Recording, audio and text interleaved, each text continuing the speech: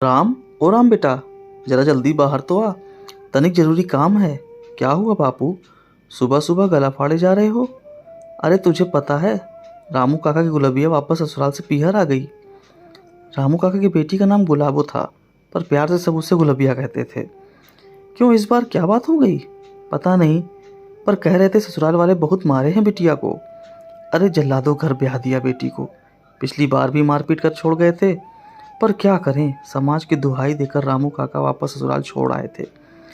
3 छोटी बेटियां और हैं उनको उनको भी ब्याहना है। अब क्या करें बाबू, आप तो वह बताओ। चल रामू काका के घर चल कर आते हैं, देखते हैं इस बार क्या हुआ।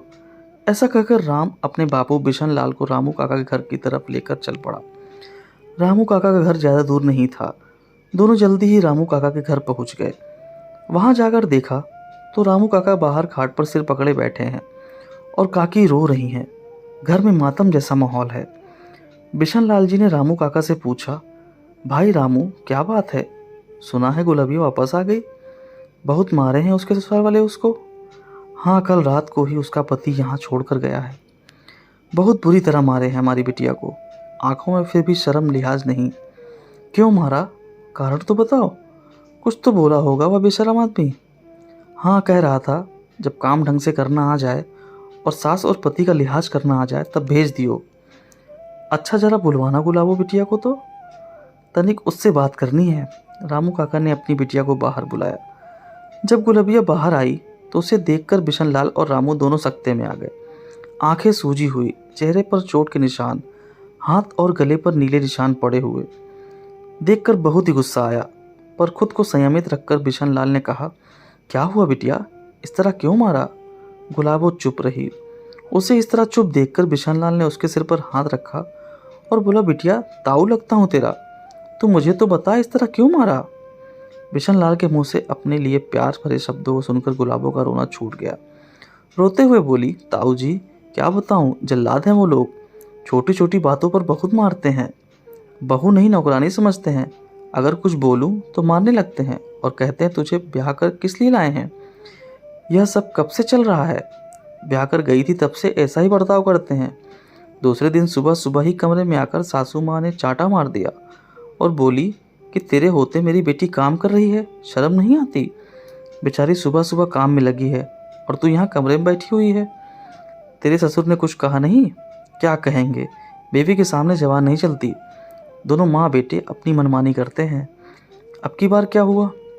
ताऊ जी सच बोला था इसलिए। 4-5 दिन हो गए ढंग से खाना नहीं खाया मैंने। इतना काम करो फिर भी भरपेट रोटी तक नसीब नहीं होती।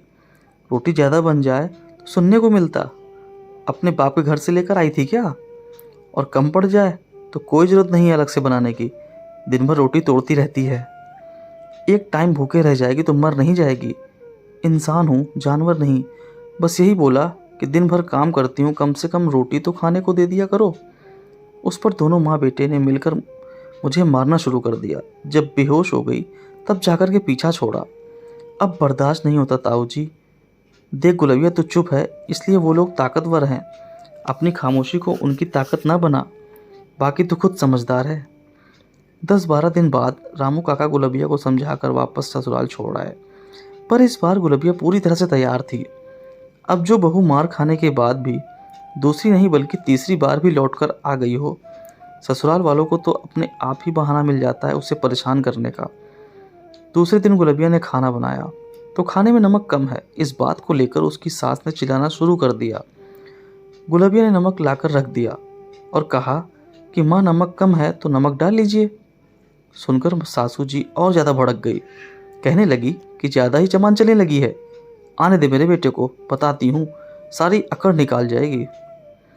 शाम को जब गुलबिया का पति घर आया तो सासू माँ ने अपने स्वभाव के कारण अनुसार हर बात को नमक मिर्च लगाकर कहा, जिस पर उसका पति भड़क गया और गुलबिया को गाली देने लगा। गुलबिया ने भी कहा कि नमक कम था तो नमक डाला जा सकता था, उस पर बेवजह का हंगामा करने की कोई ज़रूरत नहीं है। पर गुलबिया के पति को ये अपनी शान के खिलाफ लगा कि पहली बार उसकी पत्नी ने पलटकर जवाब दिया है। उसने आओ देखा न ताओ उठाया लठ और गुलबिया को मारने लगा। लेकिन इस बार गुलबिया ने भी ठान रखी थी, जैसे ही उसका पति उसे लठ से मारने लगा वैसे ही गुलबिया ने लठ पकड़ लिया और ज़ोर ज़ोर से चिल्लाई, इस बार कमज़ोर मैं भी नहीं हूँ, चूखर दिखा, हाथ पैर तोड़ के ना रख दूँ। तो गुलबिया का रौद्र रूप देखकर उसका पति एक बार तो बिल्कुल सकते में आ गया, पर इतने में सासू माँ जोर से चिल्लाई, ज़्यादा ही जबान चलने लगी है, अपने पति के सामने बोलती है, शर्म बेच खाई। गुलाबो ने कहा, हाँ बोलती हूँ, मैं चुप हूँ इसलिए तुम ताकतवर हो, पर परेशान करोगे तो चुप भी नहीं रहूँगी। चुप रहकर बहुत मार खा ली मैंने, आज के बाद हाथ उठाया तो यह याद रखना, तुम्हारी मार तो मुझे पड़ेगी, लेकिन उससे पहले तुम लोगों के हाथ पैर भी तोड़ दूंगी। बहुत बर्दाश्त कर लिया मैंने। हे भगवान, कैसी कैंची की तरह जबान चल रही है इसकी।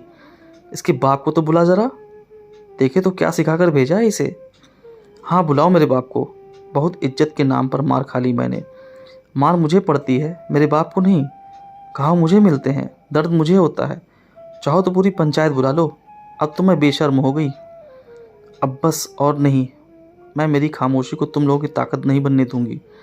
गुलाबों का यह रौद्र रूप देखकर उस अब किसी की हिम्मत नहीं उसके आगे कुछ बोलने की। पर आज गुलाबो खुश है। एक हिम्मत काफ़ी है ज़िंदगी की मुसीबतों को दूर करने की। खामोशी तभी ठीक है जब तक वह नुकसान न दे। ऐसी खामोशी भी किस काम की जो शरीर पर चोट के अलावा कुछ न दे। दोस्तों, उम्मीद करता हूँ ये शिक्षाप्रद कहानी आपको पसंद आई होगी। अगर पसंद आई वीडियो को लाइक करें, शेयर करें और चैनल पर नए हो तो चैनल सब्सक्राइब करना ना भूलें। धन्यवाद।